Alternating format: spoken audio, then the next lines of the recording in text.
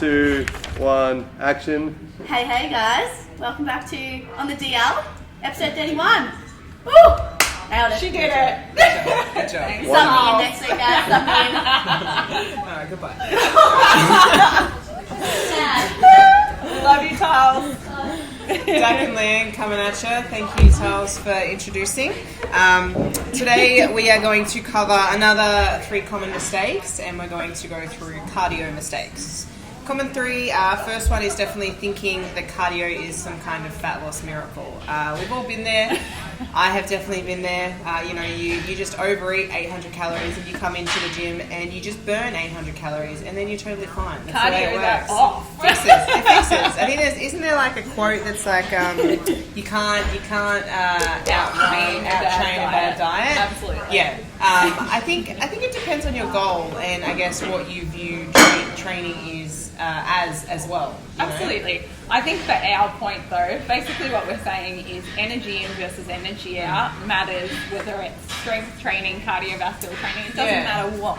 We're not trying to say don't do cardio, Yeah. do it for the cardiovascular benefits, Not just cows. the extra energy output, but relative to what you're actually doing. Yeah. Not because you think it's this fat loss solution that's automatically Yes. going to burn more fat than any other exercise. And I think if you're the only reason you're doing cardio is to burn calories, it can kind of take the enjoyment out of it as well. Absolutely, of course it does. If you're jumping on a treadmill to run for an hour just to burn If you don't calories, like running either, if you don't like running, why are you doing it? and you could be doing interesting things like squatting and deadlifting, which Yeah. will burn the same amount Still of calories calories. in the long run, right? You're actually getting something out of it. Absolutely, and when you're doing your strength training, you're burning calories during, yes, you're burning less calories during, but the recovery, the repair, all of that sort of The jazz after effect. increases Yeah. the cost. Yeah. So you're still burning more calories afterwards, plus you get the benefit of muscle mass, which great. then Equals increases more your food. basal metabolic Yeah. rate. Which means more food. Yeah. I mean, cardio is not bad, and cardiovascular endurance and cardio health is really important. And it helps our weight training Not as very well, fun. workout capacity. But I think if you're going into cardio looking at it as a savior or just calories, then it's eventually you're just going to burn out and stop. This push that cardio burns more fat, I think, really came from the fact that we use more fat as an energy source when we're doing cardiovascular training, and that's just because of our energy systems. Yeah. But using more fat during Yeah. exercise doesn't mean that you're burning more fat overall. Yeah. And I think that's That's where not the fat. confusion Yeah. came from. It's like food energy versus body fat, 2 very, very different things. Completely different. Your body's going to go that food energy first, guys, because Yeah. it's easily accessible. It's something Yeah. that your body can use now, So there's a difference between burning extra body fat and using more fat as a fuel. You could still be using the same amount of energy, you're just using more fat as a fuel. Yeah. And cardio doesn't always have to be fasted either. No.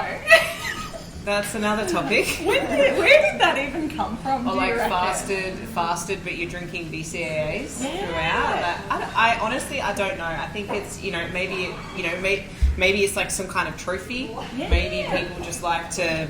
I don't know. It sounds cool. I don't know. Maybe it was designed for metabolic performance. Like maybe it was more Fashion or about. something. Or, I don't know. I'm thinking more maybe it was about gut health initially, because we know that walking after a meal is beneficial. So maybe it was like misconstrued from that. When I first started training, like fucking 10 years ago, I remember somebody said to me that you should train faster because it's like you're burning the food that you've already eaten the day before. But you're going to eat more food afterwards. Yeah, that doesn't matter.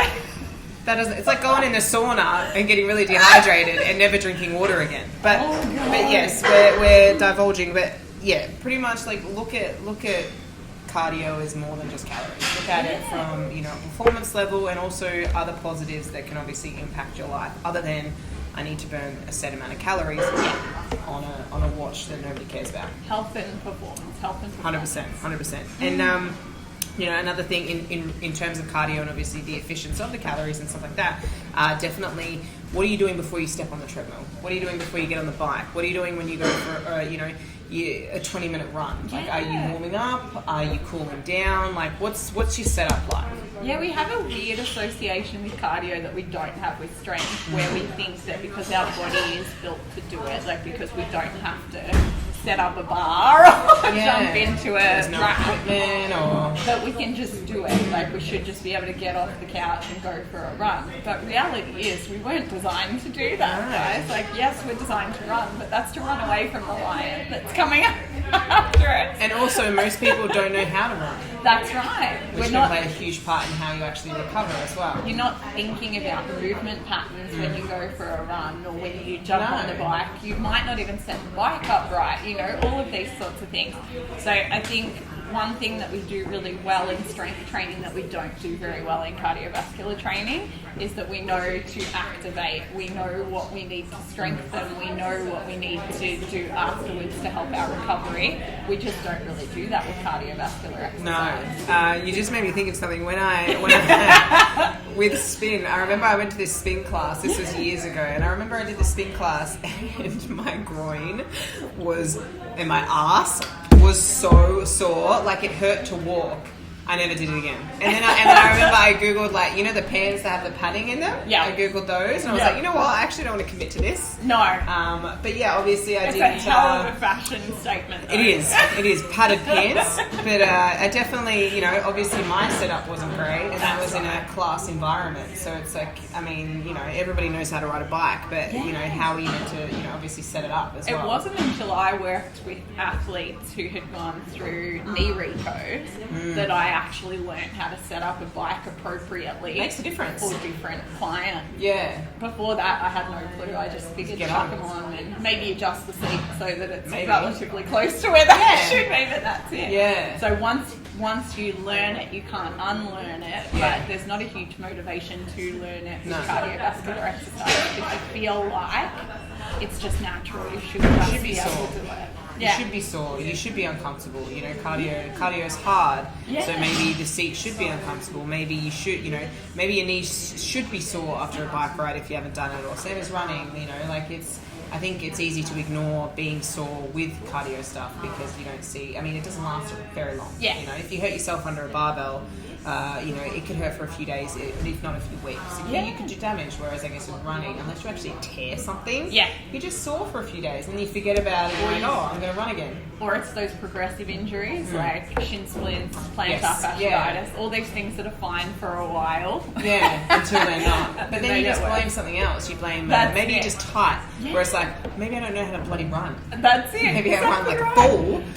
And all the good runners, long or short distance, so sprinters or endurance athletes, they all have a strength program. They all have a strength program to avoid hamstring tears. They all have a strength program to make sure they're using their glutes, da-da-da-da-da. Whereas all of us, you know, common people, we just get off the couch and we go for a run and we think we should be okay. Yeah. And all of a sudden, you know, we've got this niggle, that niggle, da-da-da-da, and we just keep ignoring them until it gets so bad that we just stop running.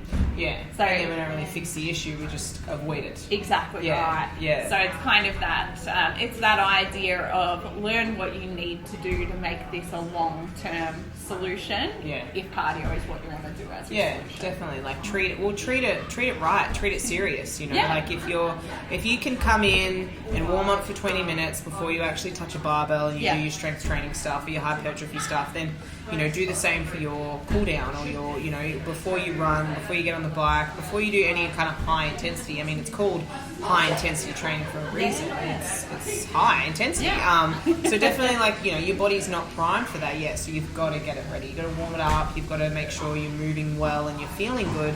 And then obviously that's going to make the run or whatever you choose to do so much easier as well because you're obviously going to be prepped, you know. You shouldn't be cold when you're running on the treadmill, you know. It's you shouldn't feel your joints banging together. But you know, respect the run. Exactly. Respect it just as much as strength training. It has a place and it is important. And you know, that goes for the same as, you know, if you're obviously starting out, like I remember one of my clients once said she went for a run. So she never runs, and then she went for a run and she went for 5Ks. Yeah. And I was like, how'd you go? How'd that feel? So during, no issue, but then afterwards, like, your body's just not ready. Your body, like, you got to ease into it, and that's our next point. Is you can't go from no cardio to 7 days of cardio, or you can't go from never running in your life to go on like a nice 10K. That's it, exactly right. Where's your base? It's not practical. You would never get under a barbell and just try and squat 100 kilos Max the first out. time you've been under Just the max bar. out. It's not going to No. happen.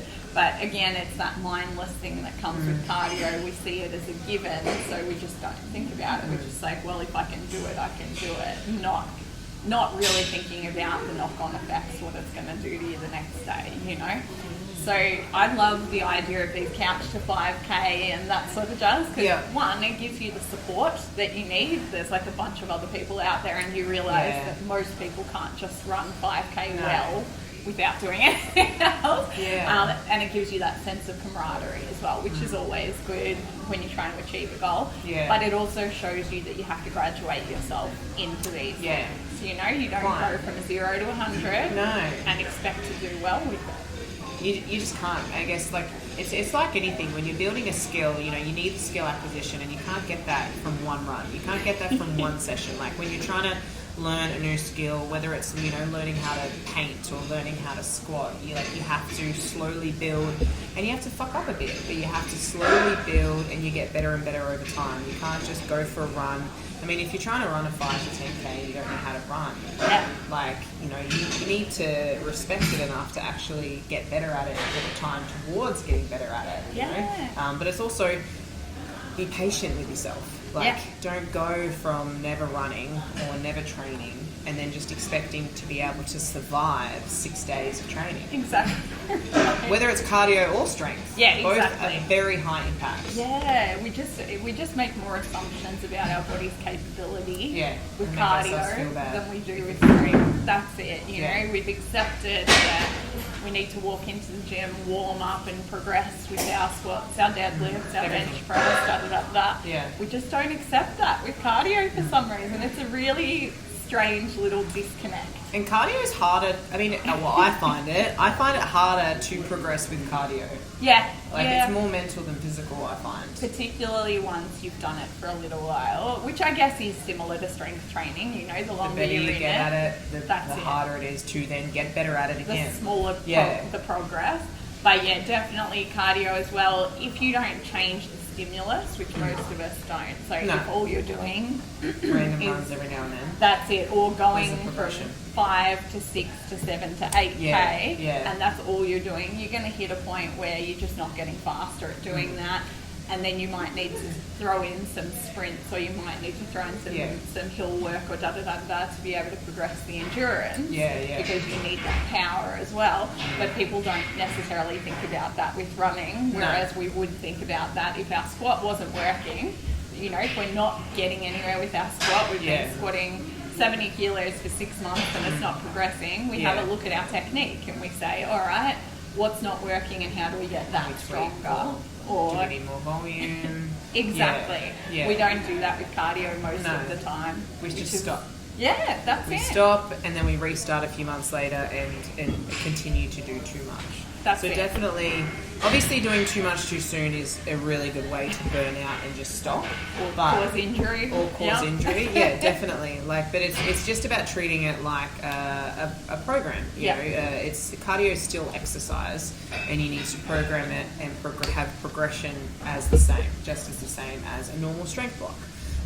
I think we just need to take it more seriously. Like, not everyone has to do it, and think about why you're doing it, but treat it as serious as strength training.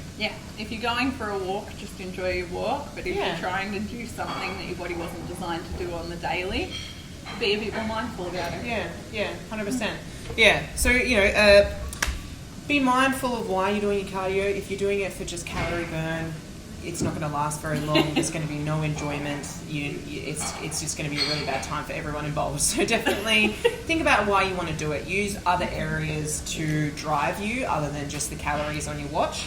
And definitely be smart about it and prioritize it along with your strength and your strength and mobility work. Treat it like a normal program. Make sure you're warm. Make sure you're moving correctly. If you're not moving correctly, do the effort and put the effort in to actually fix it. And don't expect so much of yourself. Be patient to build the skill, get better at it, build the cardiovascular or build your running technique, and just don't go too hard too soon. Slow and steady. Always win the race. Be a turtle. Thanks, guys. Don't forget to like, subscribe, share, do all of that stuff around here, down there, I think. But thank you very much. See you next time, guys. Bye.